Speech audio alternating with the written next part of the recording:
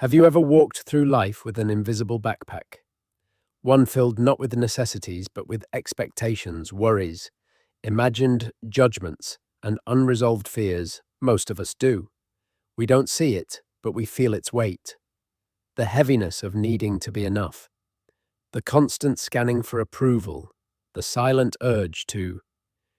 We live in a world that thrives on attention and applause. Social media metrics, performance reviews, family pressures, societal ideals. Everywhere we turn, we're subtly taught to care about things that often don't matter. We care about how many people saw our post, how our neighbors perceive our job, how perfect our relationships look, how fast we rise in our careers. We carry so much, and we rarely stop to ask why for whom. At what cost? We've been conditioned to believe that caring is inherently virtuous. And to an extent, it is when it's directed wisely. But what no one teaches us is how dangerous it is to care about everything. When we distribute our care indiscriminately, we dilute its power. We become exhausted, anxious, angry, and often lost. Caring too much about what doesn't matter leaves little room to care deeply about what does. This is where the philosophy of not caring begins, not in cold detachment or isolation, but in intentional focus. It asks us what truly matters and why are we giving so much energy to what doesn't. The art of not caring is not about becoming indifferent, passive, or selfish. It is about learning to stop leaking our soul's energy into things that are outside our control, things that rob us of joy, clarity, and peace. It is an art of editing, of cutting away the unnecessary. It is a return to simplicity, to purpose, to presence. This journey is not new. Philosophers, mystics, sages, and rebels from every tradition have touched this truth in their own way. From the Stoics to the Buddha, from Kierkegaard to Camus, they have whispered the same message: let go, focus, choose. In this book, we'll walk with them. We'll listen to their wisdom and bring it down to the messiness of modern life. We'll ask difficult questions and uncover buried truths. And we'll begin, slowly and surely, to unburden ourselves. To let go of what we can't control. To stop caring about what steals our joy. To start caring about what makes life real, meaningful, and beautiful. To live finally on our own terms. This is not a call to withdraw from life. It is a call to return to it, to show up with clarity, to love with depth, to act with intention. This is the art of not caring. At first glance, the phrase not caring can sound cold, even dismissive, like something a hardened or selfish person might say, to justify turning away from the world. But that interpretation is far from what this journey is truly about. The art of not caring, in the philosophical sense, is not about apathy or emotional detachment. It is about refinement. It is the deliberate practice of choosing what deserves your emotional investment and what doesn't. Because the truth is, no one can care about everything and remain whole.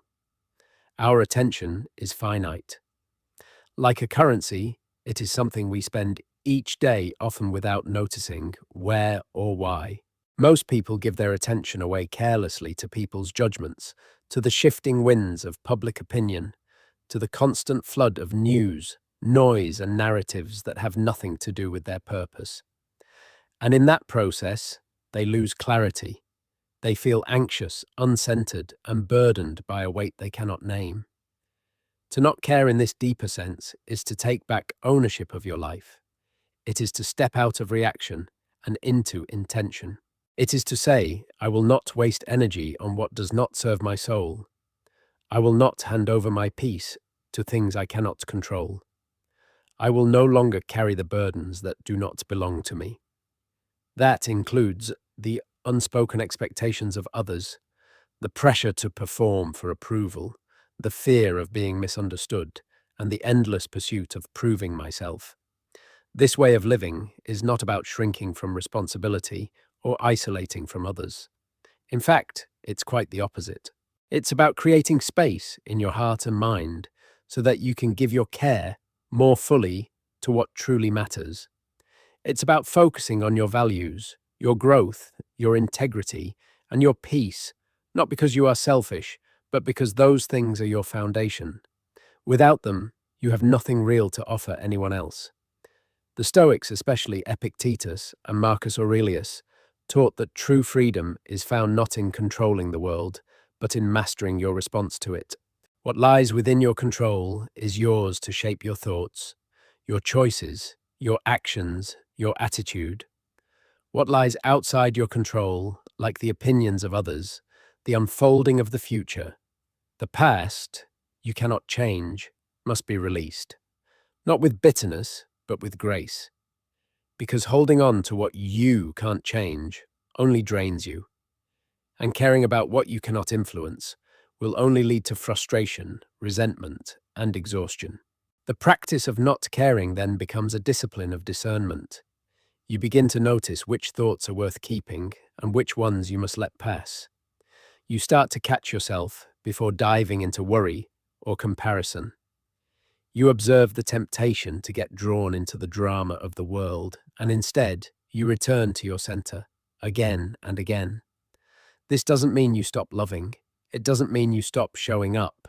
In fact, when your energy is no longer scattered by distraction and fear, your love becomes more powerful, your presence more grounded, and your actions more meaningful. You stop living to impress, and you start living to express. You stop reacting to the noise, and you begin responding to the truth. When you practice not caring about the superficial, you make space to care deeply about the sacred. You care about your own aliveness. You care about the kind of person you are becoming. You care about the small joys of an honest conversation, a silent walk, a quiet victory, a meaningful creation. You stop chasing the illusion of a perfect life and begin embracing the imperfect beauty of your real one. The art of not caring is not a withdrawal, it is a return to what is real, a return to what is enough, a return to yourself. From the moment we are born, the world begins to shape us, not just through experience, but through expectation. It starts subtly with the gaze of a parent, the tone of a teacher, the casual comments from relatives. We are praised when we meet certain standards and corrected when we stray from them. Before we even understand what it means to want something for ourselves, we are already learning what others want from us. And over time, we begin to confuse the two. Expectations become our invisible script. We grow up believing that we must be a certain kind of person, achieve a certain kind of success, live a certain kind of life. Even when we begin to sense that these expectations do not match who we truly are, we often continue to obey them, afraid of what might happen if we step outside the roles we've been given. This is how we become prisoners of performance, living to fulfill a story that was never truly ours. The tyranny of expectations lies in how quietly it operates. Unlike direct orders or harsh demands, expectations often arrive as suggestions, smiles, comparisons, or silent assumptions. They are woven into our cultures, our families, our schools, our workplaces. They promise acceptance, admiration, and belonging if only we stay within their lines. And the moment we try to resist, we feel the weight of judgment, the sting of rejection, the fear of being alone. But the deeper cost of meeting everyone else's expectations is that we begin to lose sight of our own truth. We forget to ask what we want. We forget to listen to the quiet inner voice that speaks not in obligations, but in longings. We chase approval instead of peace. We seek validation instead of authenticity. We follow maps that lead us further and further from ourselves. And the irony is, even when we meet those expectations, even when we become everything we were told we should be, we are often left empty.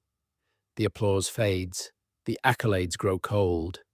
The pride of others does not heal the ache of self-abandonment. In those quiet moments when the noise dies down, we are left to face the truth. We've succeeded in becoming someone the world admires, but not someone we recognize. The art of not caring begins here with a rebellion against the false weight of expectation.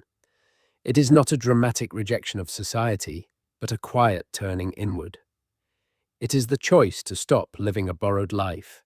It is the decision to begin questioning, whose voice am I obeying? Whose dreams am I chasing? Whose approval am I still seeking? And why to free yourself from the tyranny of expectations is to begin telling the truth. Not loudly, not defensively, but honestly.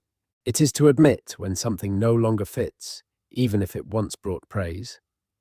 It is to acknowledge your shifting desires, your evolving identity, your right to grow in unexpected directions.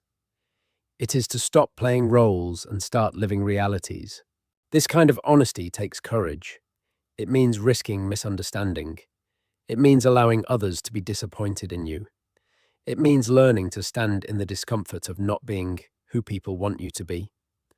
But beyond that, discomfort lies something priceless: your freedom, your clarity, your wholeness. To not care about expectations is to return to integrity. It is to choose authenticity over approval. It is to stop asking, "What do they think of me?" and start asking, "What do I think of myself?" It is to stop fearing rejection and start fearing self-betrayal.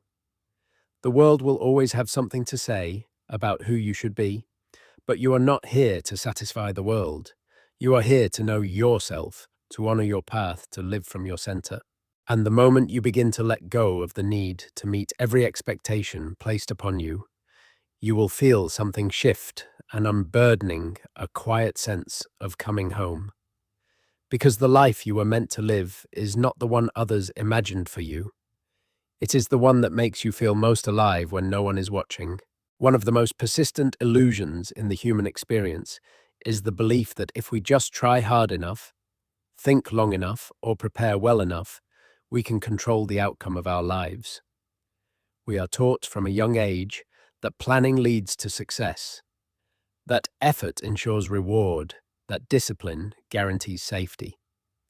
And while there is truth in some of these ideas, there is also a shadow, because underneath this drive for control lies a deep fear, the fear of uncertainty. We spend so much of our lives trying to engineer predictability. We schedule, strategize, and overthink. We make lists and backup plans. We rehearse conversations in our heads. We worry in advance to protect ourselves from disappointment. In this way, we attempt to bargain with life itself, as if meticulousness could shield us from the rawness of the unexpected. But no matter how careful we are, life continues to surprise us. It unravels plans. It breaks patterns. It reminds us over and over again that control is never as complete as we hoped. There is a quiet exhaustion that comes from trying to manage what cannot be managed. We tighten our grip on people, outcomes, and identities. We believe that if we just care more, worry more, push more, we can bend reality to our liking. But all we are doing, often without realizing it, is building prisons for ourselves. The more we try to control, the less we can breathe. The more we chase certainty, the more we fear chaos.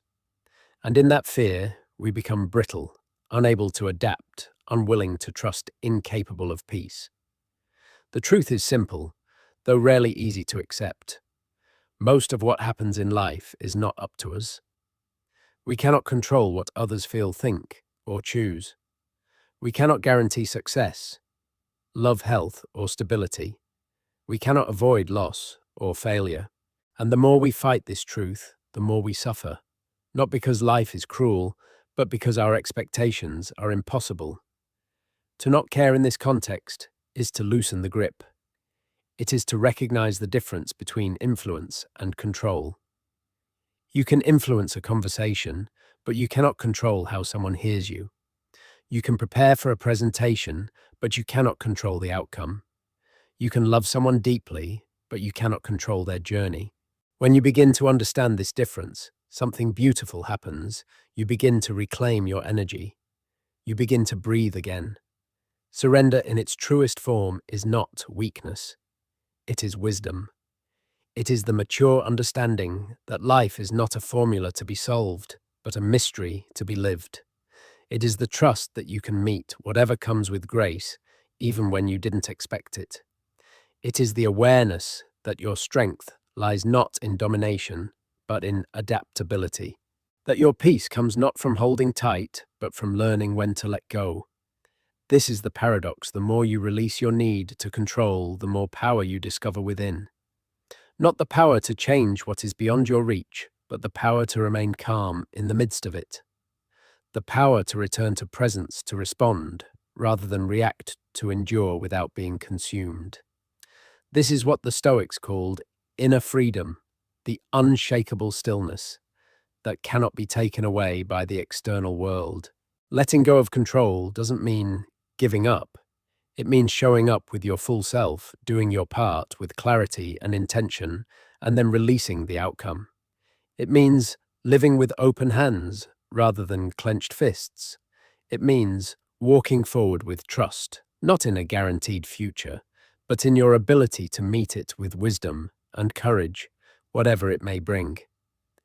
When you stop trying to control life, you begin to experience it. You start to see beauty where there was only worry. You begin to feel gratitude in the middle of uncertainty. You stop bracing for impact and start softening into the moment.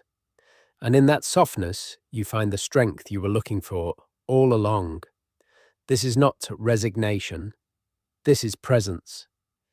This is the art of not caring, not because you've stopped loving, but because you've started trusting. Not because you've disengaged from life, but because you've finally begun to live it. In a world that constantly shifts and surprises, where chaos knocks often, uncertainty feels like a distant mirage. Few philosophies offer as much grounded clarity as Stoicism. Born in the marketplaces of ancient Greece and matured in the Roman Empire, Stoicism was never meant to be a system. Locked in books or temples, it was designed for real life, for adversity, for loss, for leadership, heartbreak, disappointment, and the daily trials that shape us. It is not a retreat from the world, but a method for moving through it with dignity, clarity, and peace. The Stoics understood something deeply true, something that many of us forget or resist. That much of our suffering does not come from the events of life themselves, but from our reaction to them. They taught that while we cannot always control what happens to us, we can control how we respond. And in that response lies our power, our freedom, our peace. Epictetus, once a slave and later a revered teacher, spoke of the dichotomy of control, one of Stoicism's central teachings. He said that some things are up to us and some things are not. Up to us are our thoughts, our choices, our attitudes, our actions. Not up to us are the behaviors of others, the outcomes of our efforts, our reputation, the weather, even our own body's condition over time. And to suffer less to live well is to stop wasting emotional energy on what is not ours to govern. Imagine what it would feel like to fully embrace this truth, to no longer be disturbed by the rudeness of a stranger or the criticism of someone who does not know your heart, to give your best effort without needing to guarantee success, to remain steady when things fall apart, not because you are numb, but because you are anchored.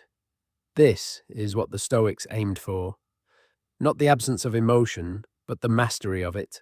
Marcus Aurelius, the philosopher emperor, ruled an empire while writing meditations to himself about how to stay humble, clear-minded, and unshaken by fortune.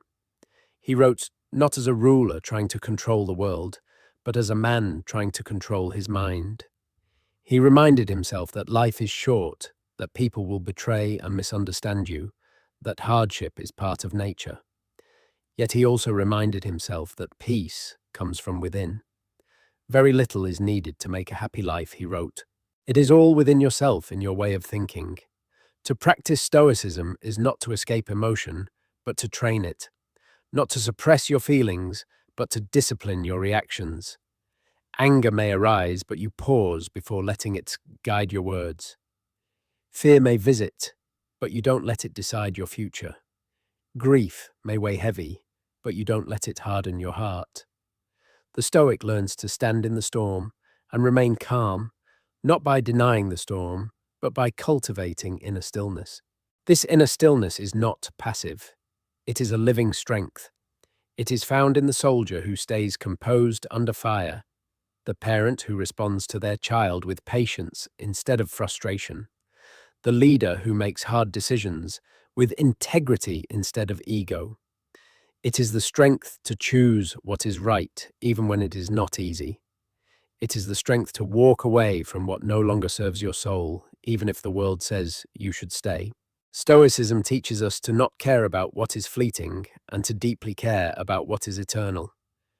Virtue, character, wisdom, resilience. These are the treasures worth guarding.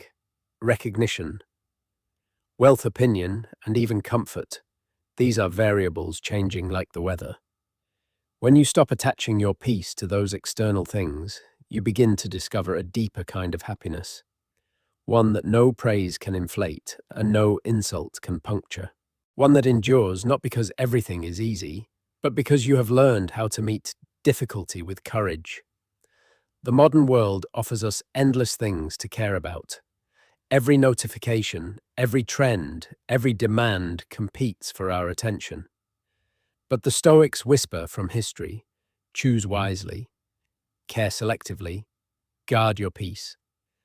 The art of not caring is not indifference. It is intelligence. It is the ability to care about your integrity more than your image, your principles more than your comfort, your inner world more than outer noise. In a time where we are pulled in every direction, Stoicism offers us a compass, not a way to avoid the journey, but a way to walk it with presence, purpose, and poise. It reminds us that while we cannot control the wind, we can adjust our sails. And in that adjustment, in that calm refusal to be ruled by anything outside ourselves, we discover what it means to live with true freedom. In a garden just outside ancient Athens, far from the noise of the city and the ambition of empires, a philosopher named Epicurus gathered his friends. They sat not as teacher and students, but as equals, eating simple meals, sharing thoughts, and living deliberately. There were no gold-plated gates, no displays of intellect meant to impress, no rigid hierarchies. There was only conversation, presence, and the quiet cultivation of joy. For Epicurus, philosophy was not an abstract game of ideas. It was a path to happiness, and the path he believed was far simpler than most people dared to imagine. Epicurus taught that the highest good in life was pleasure, not the wild indulgence of hedonistic excess, but the deep, lasting contentment that comes from simplicity, friendship, freedom from fear, and the absence of unnecessary pain. He called this state ataraxia, a tranquil mind, unshaken by external chaos. And contrary to how his name has often been misunderstood in modern times, Epicurus was not an advocate of luxury. He believed that true pleasure was found in less, not more. To the world around him, this was revolutionary. People were climbing ladders, chasing glory, expanding empires. But Epicurus turned inward. He asked a question that few pause long enough to consider. What do I truly need to be happy? Not what I've been told, not what others expect, but what do I, in my own soul, in this quiet moment, need to live a life of peace? The answer he found was stunningly modest: a roof to shelter you, food to nourish you, friends to understand you, time to reflect, the freedom to think your own thoughts and live your own way. That was it. The rest, status, wealth, public opinion, was distraction, burden, noise. For Epicurus, the secret to happiness wasn't in satisfying every desire, but in learning which desires were worth having in the first place. He made a distinction between natural and necessary desires like food, rest, companionship, and unnatural, unnecessary ones like luxury, fame, and power. The former, when satisfied, brought real peace. The latter, even when attained, brought more craving. The chase never ended, And perhaps that is one of the most important lessons of Epicurean thought, that not all pleasures are equal. Some pleasures liberate us, others enslave us. Some nourish the soul, others leave it emptier than before. It is not the intensity of pleasure that defines its value, but its sustainability, its ability to endure, to calm, to satisfy deeply, without demanding more. To not care in the Epicurean sense is to release the constant hunger for more. It is to walk past the glittering promises of consumerism and fame and ask, what am I really seeking? Often we find that beneath our desire for wealth is a desire for security. Beneath our craving for praise is a longing to be seen. Beneath our pursuit of power is the simple wish to be in control of our lives. And when we recognize these deeper needs, we begin to see that they can be met in far gentler, quieter ways. A shared meal can nourish more than just the body, it can heal loneliness. A walk at sunset can calm more than just the mind, it can soften the soul. A genuine conversation free from pretense can fulfill more than a room full of admirers. Epicurus saw all of this. He lived it. And he invited others to do the same, not by abandoning the world, but by choosing a different way to live in it. And then there is his most radical gift of all, his perspective on death. While many feared it, Epicurus offered a calming logic. He said, "Death is nothing to us. When we exist, death is not present. When death is present, we do not exist. Therefore, there is no point at which we and death meet." This wasn't just a philosophical trick, it was liberation. It freed people from the greatest fear of all. And without that fear lurking in the background, life could be lived more fully, more joyfully, more freely. Imagine what it would feel like to carry no fear of death, to wake up each day with gratitude, not anxiety, to enjoy what is without clinging or grasping or racing forward. This is what Epicurus hoped for, not a life of avoidance, but a life of presence. A life rooted in the simple, often overlooked moments that hold more happiness than we dare to believe. In a world that tells you to want more, Epicurus invites you to need less. In a culture that measures success by speed and scale, he reminds you that stillness and smallness are not failures but choices. He challenges you to look around and ask, is what I have already enough? And more often than not, the answer is yes. Somewhere in the stillness of early morning before the world begins, its noisy rituals of urgency and desire, there is a kind of silence that reveals everything. In that silence, the mind loosens its grip, the heart softens, and for a brief moment, we feel free. Not because anything has changed, but because we are no longer grasping. This is the essence of what Buddhism teaches about suffering peace and the art of not caring in the most profound sense. It is not about turning away from life, but about turning toward it, with open hands and an open heart. At the center of the Buddha's teaching is a simple, yet piercing truth. Suffering exists and it arises from attachment, not necessarily from pain or hardship itself, but from our craving for things to be different than they are. We suffer not only because of what happens, but because of how we resist what happens, how we cling to what we love, fear what we dislike, and try to hold on to what is always changing. We want permanence in a world that is made of impermanence. We want control in a reality that moves with its own rhythm. We want certainty in a life that guarantees none. And so we grasp, we chase, we build defenses and distractions, thinking that if we just try harder, hold tighter, or predict more, we can protect ourselves from the discomfort of change. But Buddhism teaches that peace does not come from resistance. It comes from acceptance. It comes from seeing clearly the nature of life. Everything arises and passes away. Every breath, every season, every relationship, every emotion, nothing stays. And in that truth, there is not despair, but liberation. Because when you stop fighting impermanence, you begin to move with it. When you stop clinging, you start breathing. When you let go, you begin to live. To not care from the Buddhist perspective is not to reject the world, but to love it without owning it, to appreciate beauty without needing it to last, to walk with others without trying to change or possess them.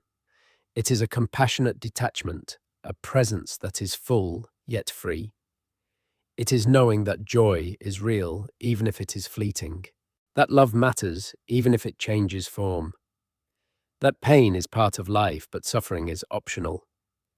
This path does not demand that you suppress emotion. On the contrary, it invites you to feel fully, but without being consumed. When anger arises, you witness it. When sadness visits, you welcome it. When joy blossoms, you savor it. But in all of it, you remain the observer, not entangled, not imprisoned. You realize that emotions are weather systems moving through the sky of consciousness, and you no longer mistake them for the sky itself. The practice of mindfulness. One of the core aspects of Buddhist living is the art of simply noticing. You sit, you breathe, you watch the mind's patterns. You notice how quickly it jumps to judgment, how it clings to preference, how it fears silence, how it rushes toward escape. And with each breath, you learn to return, not to an idea or belief, but to this moment exactly as it is, again and again. And in that return, you begin to see peace is not somewhere else. It's not waiting at the end of some achievement or after a breakthrough. It is here, now. Underneath all the layers of striving and noise, it has always been here. You were simply too busy grasping to notice. Letting go is not something you do once. It is a rhythm, a practice, a way of being. You let go of your expectations. You let go of your past. You let go of who you thought you had to be. And slowly, you find yourself becoming light, unburdened, receptive. You stop reacting and start responding. You stop demanding and start listening. You begin to realize that life will unfold as it does. People will come and go. Plans will rise and fall. Emotions will surge and fade. And through it all, you can remain steady, not because you have hardened, but because you have softened. Not because you have stopped caring, but because you now know what to care about. And what is that? Compassion, presence, inner peace. These things do not rely on circumstances. They do not ask the world to be perfect. They only ask that you show up with honesty and surrender. To not care in the Buddhist sense is to release the illusion that you are separate from life. It is to stop grasping and start flowing. It is to stop chasing and start arriving. And in that arrival, you find a joy that cannot be taken because it was never dependent on anything outside yourself. This is the joy of letting go, the serenity of impermanence, the freedom of not needing anything to be other than it is. In the quiet streets of 19th century Copenhagen, Søren Kierkegaard walked alone, dressed always in black, thinking deeply about faith existence, despair, and what it meant to be a human being in an uncertain world. He was not a philosopher of the lecture hall, nor one concerned with creating systems of logic. He was a writer of the soul, intimate, urgent, and fiercely personal. His pages did not speak to the masses, they spoke to the individual, you not them. And at the core of his message was a radical truth, that to live a meaningful life, you must dare to choose. Kierkegaard saw the world not as a place of clear answers, but as a series of unavoidable tensions. We are born into freedom, yet terrified of it. We want certainty, yet we live in ambiguity. We long for meaning, yet we are the ones who must create it. This tension, this burden of freedom, is what makes us human. It is also what gives rise to what he called existential anxiety, the dizzying realization that our lives are not predetermined, that we must make choices without knowing their consequences, that we are responsible not only for what we do, but for who we become. Most people, Kierkegaard observed, avoid this truth. They busy themselves with distractions, with conformity, with comfort. They follow the crowd, take the safe path, do what is expected, anything to escape the unsettling responsibility of their freedom. But in doing so, they betray themselves. They may succeed in society's eyes, but inwardly, they feel hollow. They are not living, they are drifting. To Kierkegaard, the only path to authenticity is through courage. Not the loud, dramatic kind, but the quiet, internal kind. The courage to choose without guarantees. The courage to be misunderstood. The courage to walk your own path, even if it means walking alone. He called this the leap of faith, not a leap into blind belief, but a leap into the unknown. A decision made not with certainty, but with trust. Trust that your life has meaning, even if you cannot prove it. Trust that your values matter, even if no one else agrees. Trust that your choices, however imperfect, are yours to make. This leap is not just religious, it is existential. Every person, Kierkegaard said, must eventually stand at the edge of uncertainty and choose. Choose what to believe. Choose what to value. Choose how to live. And in that choice, something profound happens. You move from being a passive observer of your life to an active participant. You stop waiting for signs and start creating direction. You stop asking for permission and begin claiming responsibility. The art of not caring, as Kierkegaard would see, it begins here with the refusal to let fear dictate your path. It is not about apathy, it is about clarity. It is the understanding that you cannot please everyone, that you will never have all the answers, and that no external approval will substitute for inner conviction. To not care is to be free, not from the burden of choice, but from the illusion that someone else can make your choices for you. This kind of freedom is not easy. It will often feel like loneliness, especially at first. When you stop conforming, you may find yourself standing in silence. But in that silence, you will begin to hear something deeper, your own voice. Faint at first, but growing stronger. It will not always tell you what you want to hear. It will challenge you. It will ask you to be honest, but it will never lie to you. And this voice, once heard, will become your compass. To choose your path, even trembling, is to step into your life fully.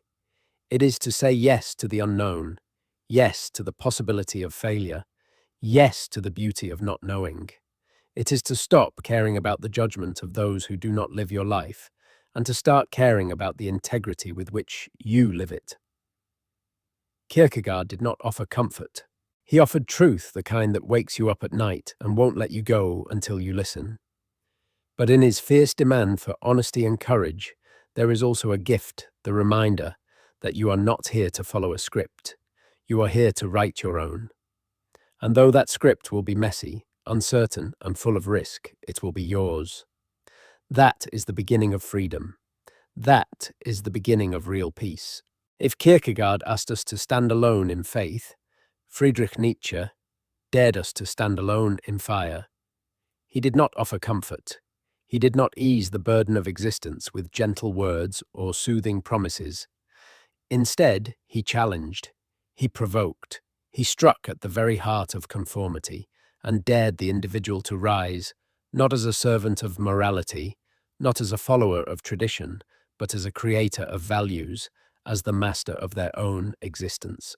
Where others softened life's edges, Nietzsche sharpened them not out of cruelty, but out of a passionate belief that human beings are capable of far more than they allow themselves to be. Nietzsche looked at the world and saw a sickness, not physical, but spiritual. He saw people living borrowed lives, obeying rules they never chose, afraid of their own power. He saw the weight of centuries of morality, religion, and social norms pressing down on the human spirit, flattening it into obedience. And in response, he did not mourn, he roared. He declared that God is dead, not to celebrate the loss of faith, but to highlight the need for a new kind of strength. The strength to live without illusions. The strength to become what he called the Übermensch, the overman, or the one who transcends. To Nietzsche, the greatest danger was not suffering or chaos, but stagnation. a life lived out of habit, a self lived out of fear. He believed that most people in their desire to belong become shadows of themselves. They follow herd morality, the unexamined values of society, not because it is right, but because it is easy. But true freedom, Nietzsche believed, comes not from escaping suffering, but from embracing it, from looking directly at life in all its pain, unpredictability, and absurdity, and saying yes. This is what Nietzsche meant by the affirmation of life. Not blind optimism, but courageous acceptance. A love of fate, amor fati. It is to say yes to the storm, yes to the loss, yes to the joy and the agony and the struggle. To live not as a victim of life, but as a willing participant. Not to escape the absurd, but to dance with it. The art of not caring through Nietzsche's lens is the art of radical self-ownership.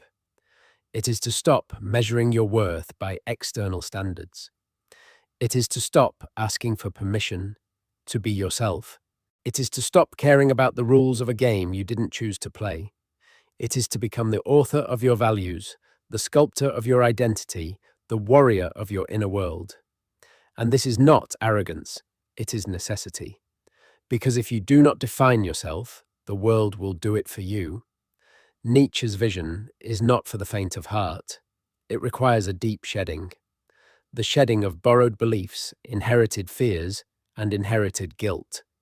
It requires confronting yourself without flinching. It asks you to break and then to rebuild, not in the image of anyone else but in your own. And what you build is not perfection, it is truth. Imperfect, raw, wild truth. To affirm life is not to pretend everything is beautiful. It is to recognize that even what is painful can be meaningful, that even your wounds can become sources of strength, that even your darkest moments contain seeds of transformation. Nietzsche did not want us to escape suffering. He wanted us to use it, to grow from it, to become deeper, sharper, more powerful because of it. This is why he said, "He who has a why to live can bear almost any how." The question is not how to avoid difficulty, but how to endure it with purpose. Not how to erase pain, but how to turn it into power. Not how to fit into the world, but how to expand it with the force of your becoming. To not care in the Nietzschean sense is to reject the smallness imposed on you. It is to no longer fear standing alone. It is to walk into your life fully and defiantly, alive knowing that meaning is not found, it is forged. It is the fire that you carry within you. It is the courage to become who you are. And becoming who you are is not a destination, it is a commitment, a lifelong process of creation and destruction, of self-honesty and self-affirmation. It is about saying yes, not to comfort or conformity, but to the raw, unfiltered experience of being. To say yes to yourself. In Nietzsche's world, freedom is not peace, it is power. Not domination of others, but mastery of self. Not indifference to life, but a passionate, unapologetic embrace of it. He challenges you not to turn away from difficulty, but to meet it, stare it down, and grow stronger. Because the person you are meant to be is not hiding in the shadows. They are waiting on the other side of your fear. And so you walk forward, not because it is easy, but because it is yours. In the aftermath of war, in the ruins of broken ideologies and failed certainties, two voices rose from the dust. Not to offer comfort, but to confront the truth. Jean-Paul Sartre and Albert Camus, both products of a world that had witnessed unthinkable suffering, did not turn away from the bleakness of human existence.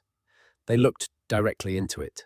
Where others sought refuge in order, religion, or tradition, Sartre and Camus embraced what they called the absurd, the haunting tension between our deep hunger for meaning and a universe that offers none in return. To live, they said, is to stand on a threshold. On one side is the human spirit, desperate to understand, to make sense, to assign value. On the other is a world that is silent, indifferent, and uncontrollable. This contradiction, the absurd, is not something to solve. It is something to live with, something to face, not flee. And in that confrontation lies not despair, but the potential for liberation. Sartre declared that existence precedes essence, that we are not born with a predetermined purpose, that we are not defined by our roles, our pasts, or our circumstances. Instead, we are free, terrifyingly beautifully free. This freedom is both a gift and a burden. It means that meaning is not given to us, we must create it. It means that responsibility for our lives, our choices, our identity lies solely with us. And many, when faced with this truth retreat, they adopt what Sartre called bad faith, a way of living in denial of one's freedom, choosing conformity over authenticity, comfort over truth. But those who choose differently, who stand in their freedom with open eyes, begin a different journey. They stop asking what life means and start deciding what it means for them, right here, right now. They create values, carve paths, take risks. They act not because there is a guarantee of success, but because there is meaning in the act itself. This is the foundation of existentialism, not a philosophy of despair, but of creation, a call not to find life, but to build it. Camus, in his Quiet Rebellion, took this further. In his famous essay, The Myth of Sisyphus, he imagines the ancient figure condemned to an eternal futile task, pushing a boulder up a hill, only to watch it roll back down again. On the surface, it is meaningless, pointless, a punishment. But Camus offers a radical interpretation. What if Sisyphus is not miserable? What if he is free? What if by accepting the absurdity of his condition and choosing to continue anyway, he becomes powerful? One must imagine Sisyphus happy. Camus writes, not because the task is joyful, but because the struggle itself becomes his own. This is the heart of the existential rebellion, to live as if life matters, even when it offers no objective proof.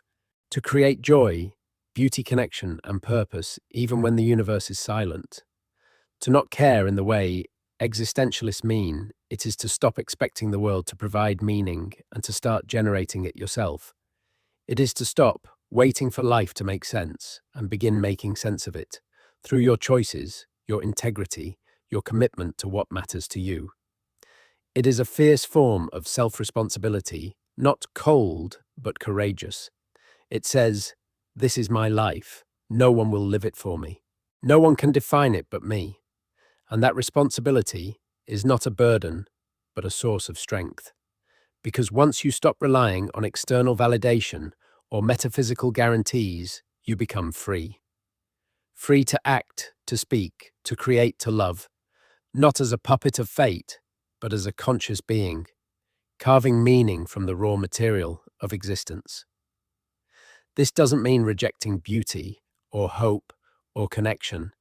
In fact, it means embracing them more fully, because you no longer take them for granted.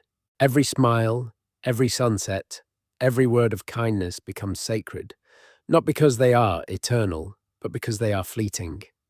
Their impermanence makes them urgent. Their fragility makes them precious.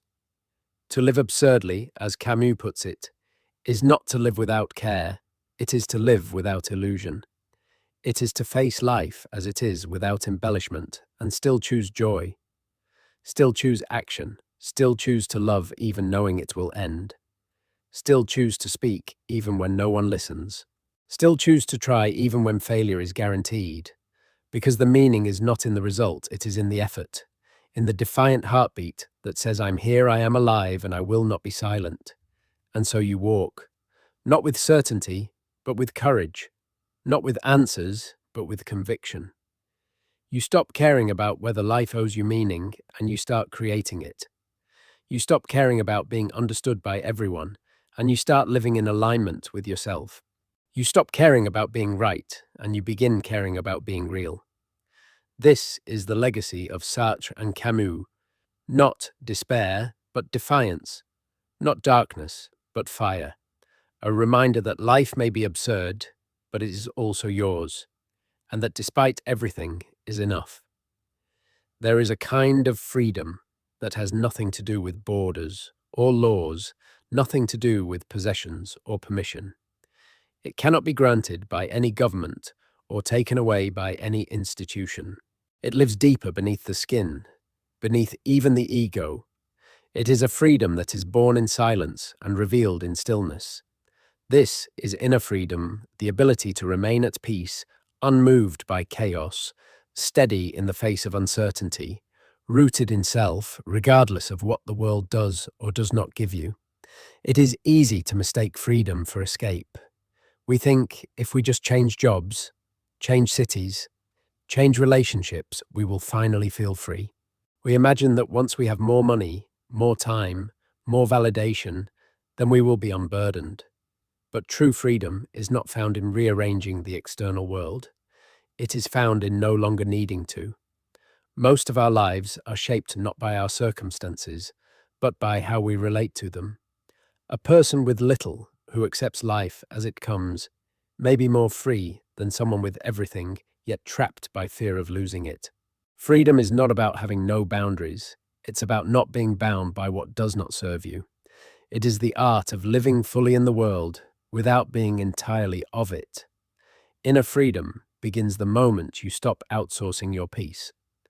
The moment you stop tying your happiness to approval, your worth to productivity, your identity to labels. It begins when you realize that you are not your job, not your achievements, not your failures, not even your thoughts. You are something deeper, awareness, presence, being. And when you come home to that space, you begin to live from a center that cannot be shaken. To not care in the truest and most liberating sense is to stop reacting and start responding. It is to feel emotion without becoming it. To witness the rise of fear without collapsing into it. To allow joy without clinging. It is not detachment from life, but non-attachment to the illusions that keep us enslaved. You can still love deeply, still strive, still show up, but now you do so from choice, not compulsion. From clarity, not craving. There is a profound shift that happens when you realize you do not have to control everything. That peace is not something you earn, it is something you return to. You begin to see how much of your suffering came not from the world itself, but from your resistance to it. Your insistence that it be different. Your refusal to accept the moment as it is. But when you let go, even for a breath, even for a moment, you begin to feel something different. Spaciousness, lightness, a kind of quiet joy. And it is in that space that true freedom lives. Not in having everything under control, but in no longer needing to. Not in being above emotion, but in flowing with it. Not in never falling, but in never fearing the fall. This kind of freedom cannot be given to you. No one else can grant it. It is something you must claim. And not just once, but again and again. Each time you choose peace over panic, stillness over noise, truth over approval.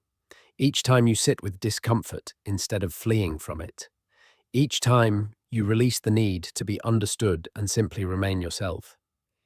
It is not easy. The world will keep tempting you with distractions, with expectations, with stories of who you are supposed to be. But if you keep returning, if you keep listening, you will hear your own voice beneath the noise. And that voice, quiet as it may be, will guide you home. Home to a self that is whole without validation. Home to a heart that beats without needing to prove anything. Home to a mind that sees clearly without needing to control. That is inner freedom. And it is not a destination. It is a practice, a way of being, a quiet revolution. The art of living in the world, but being free from it. There is a moment quiet and easily missed when the noise inside your head begins to soften. The mind, usually racing from memory to worry, from distraction to desire, pauses just for a breath. In that pause, something sacred opens. It is not dramatic. It doesn't demand attention, but it is real. And in that stillness, You remember you are not your thoughts, your regrets, your plans. You are here. You are now. You are awake to the present moment. This is mindfulness. Not a technique, not a trend, but a way of being, a return to what has always been available, but so often ignored. In a world that constantly pulls us into the future or drags us back into the past, mindfulness is a rebellion. It is the simple, radical act of coming back to this moment and deciding to live it fully. Mindfulness is not about perfection. It is not about always being calm or detached or wise. It is about noticing, about being honest with what is. It's the willingness to pay attention to the feel of your breath, the texture of your emotions, the stories your mind tells, and the spaces between your thoughts. It is the practice of presence, not as a destination, but as a discipline. Because presence, like peace, does not just arrive, it must be chosen. You begin to realize slowly that most of your stress does not come from the moment you're in, but from the ones you are not. The worry about what might happen, the guilt over what has already passed, the endless internal monologue that demands more, faster, better. Mindfulness interrupts this monologue, not with answers, but with awareness. And that awareness is enough to change everything. To not care in the mindful sense is to stop believing every thought that passes through your head. It is to watch your mind without being enslaved by it. You begin to see how thoughts arise uninvited, how emotions come and go like weather, how nothing stays. And in that recognition, you stop clinging, you stop resisting, you allow life to move through you moment by moment without needing to manipulate or escape it. This kind of presence is not passive, it is powerful. It is the foundation of true freedom because it frees you from your own unconscious patterns. You begin to respond instead of react. You begin to witness instead of identify. You begin to listen to yourself, to others, to the silence between words. In mindfulness, small things become sacred again. A sip of tea, the sound of wind through leaves, the feel of your own heartbeat. These are not background noise, they are life itself, unfolding in its purest form. And when you meet life with presence, even pain becomes more bearable. Suffering loses its sharpest edges. You are no longer fighting the moment you are inhabiting it. This doesn't mean you stop planning or thinking or striving. It means those actions are no longer your master. They become tools, not prisons. You do what needs to be done, but you are no longer lost in what if or should have or someday. You are grounded in now, and now more often than not is enough. The breath becomes your anchor. Each inhale a return, each exhale a release. You learn to rest inside yourself. You learn to slow down, not in body, but in awareness. Even in the rush of a crowded street or a difficult conversation, you can choose to be present, to listen with your whole being, to see without judgment, to act with clarity. Mindfulness is not a retreat from the world. It is a way of walking through it with open eyes and an open heart. It is about holding space for yourself and others without needing to fix control or label. It is about meeting this moment exactly as it is without adding anything extra. Because this moment, this breath is the only one you can live. Everything else is a memory or an imagination. And yet how often do we live everywhere but here? How often do we delay joy, postpone peace, or outrun ourselves in pursuit of something we already carry within us? When you begin to care less about the noise and more about the now, you shift. You become lighter, clearer. You begin to notice what matters and what doesn't. You stop giving your attention to the endless drama of the mind, and you start inhabiting the stillness beneath it. And in that stillness, you remember life is not something to chase. It is something to feel.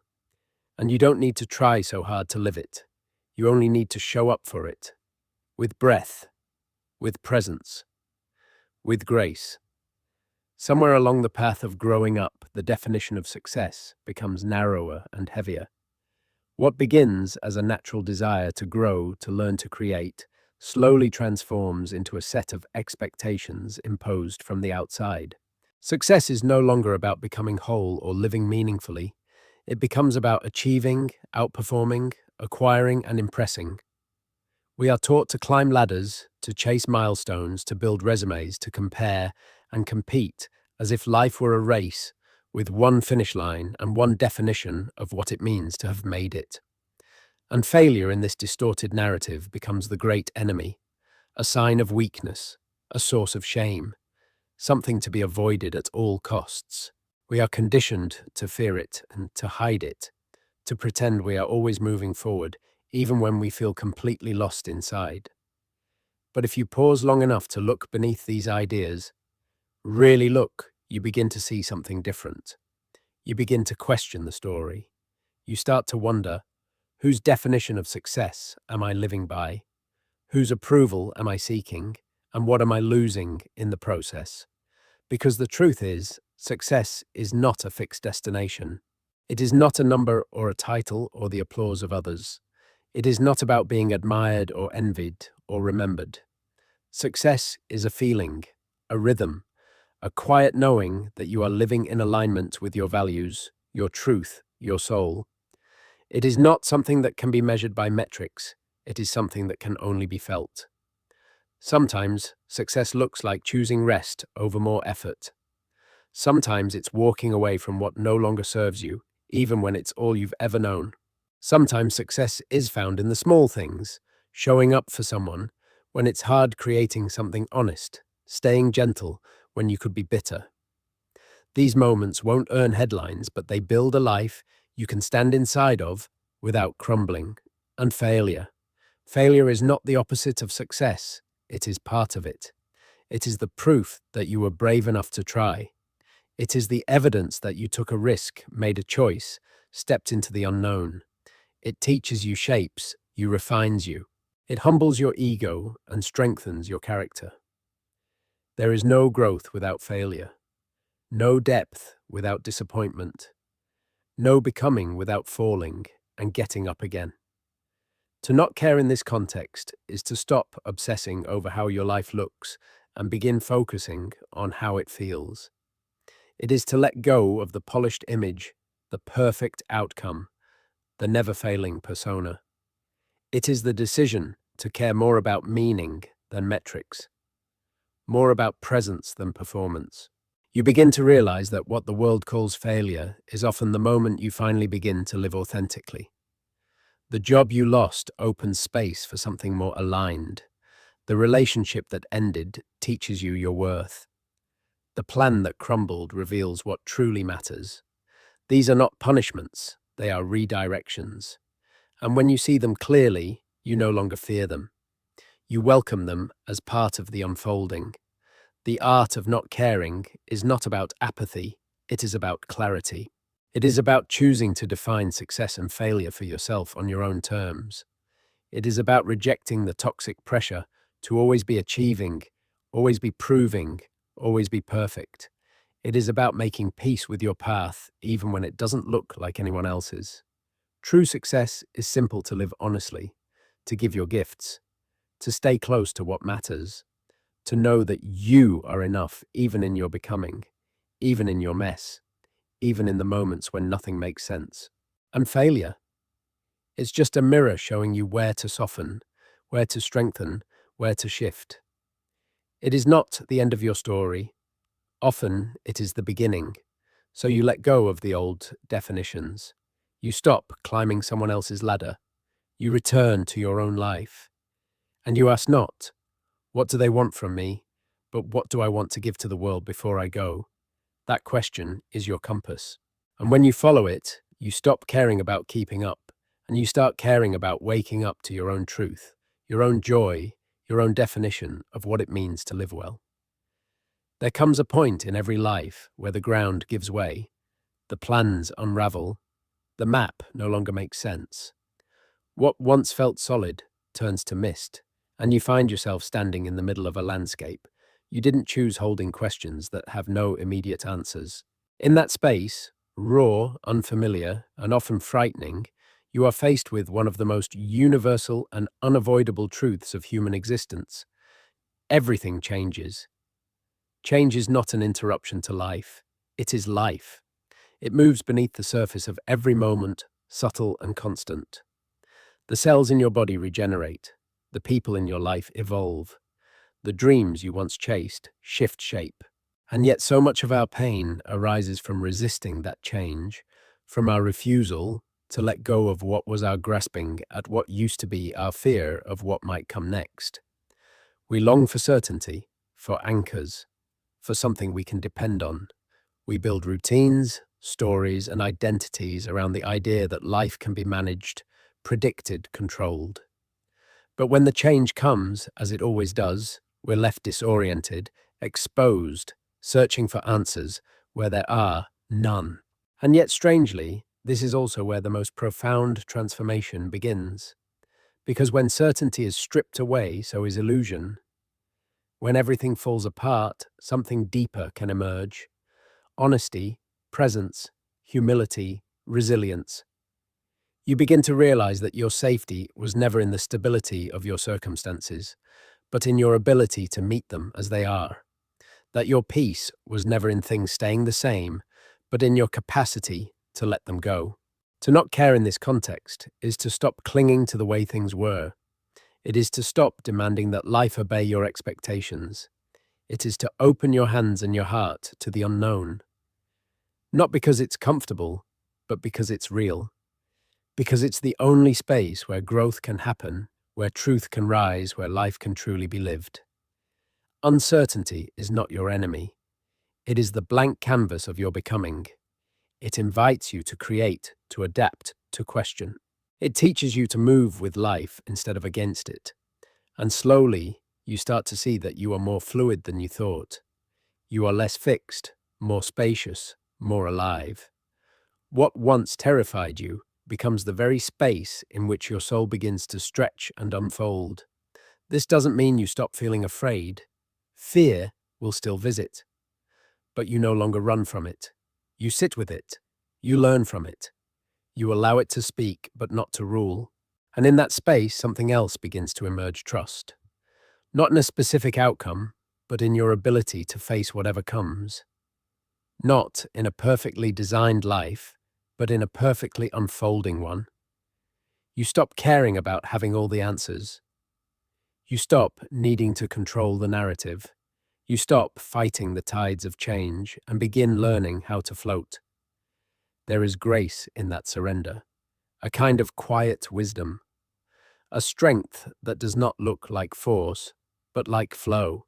And in time, you begin to see beauty in the impermanence, the way trees let go of their leaves, the way seasons turn, the way people change, including you. You begin to grieve without resistance, to celebrate without attachment, to love without possession. You stop asking life to stay the same and you start participating in its movement.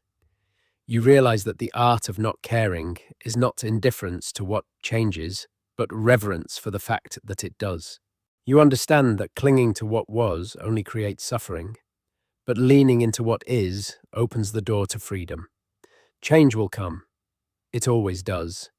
But you are not powerless in the face of it. You can meet it with presence.